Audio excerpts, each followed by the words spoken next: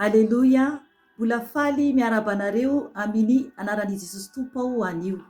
Ry ava-malalao amin'ny Tompo, ilaza vaovao aminareo aho ianareo izay mipetraka any amin'ny toerana any Toamasina, any antsinanan'i Madagasikara izany.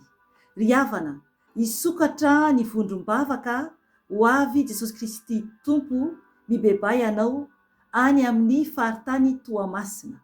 Ry havana, tiantsika ny Tompo, miantso anao Jesosy anatona azy. Miantso anao Jesosy dia mbola misy ny fotoana ahafahantsika miverina eo aminy. Ry havana, araka ny ten'Andriamanitra ao amin'ny Jona 5:7 dia manambara hoe, koa raha ny zanaka no ahafaka anareo dia ho afaka tokoa ianareo. Ry havana, vonina ny Tompo anafaka anao raha tena vonina ho afaka ianao. Ry havana, ny ten'Andriamanitra koa bokin'i Isaia 9:9 dia nanambara tamin'ny Isaia ny Tompo nametraka fantana taminazy hoe iza no andeha ho irakay. Dia namaly Isaia hoe inty aho, irao aho. Aleloia. Nanaiky ilay mpanompon'Andriamanitra any Toamasina, vonina izy ho irain'i Jesosy anao ny asany.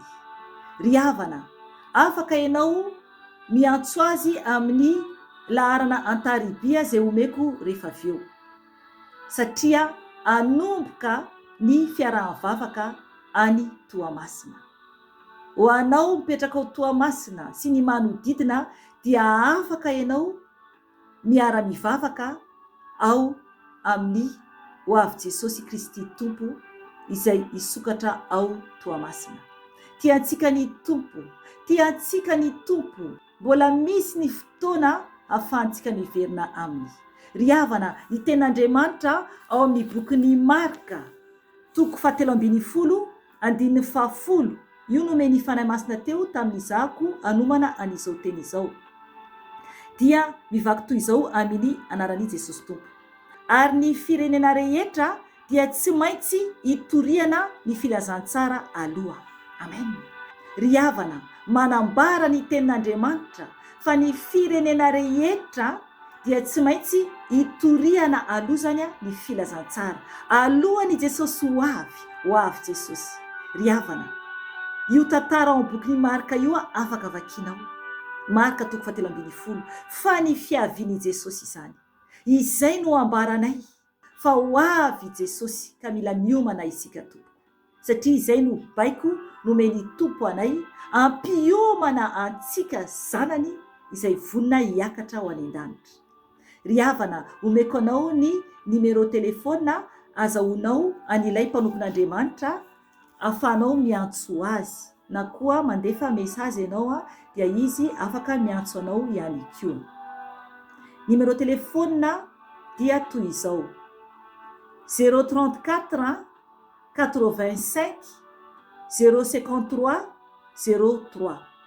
Averiko indray-pandeha: 034 85 053 03.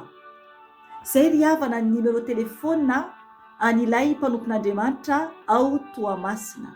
Fa mbola apetrako ato ihany ny numéro afaka vakinao dia afaka ianao miantso azy rehefa malalaka ianao.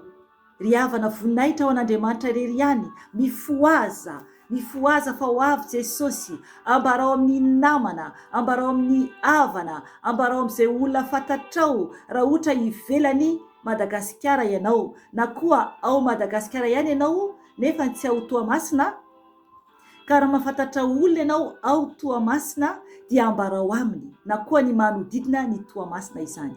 Voninahitra ho an'i Jesosy, tera ho azy hatramin'ny taloha indrindra sy ankehitriny ary ho mandrakizay doria. Aleloia, amen.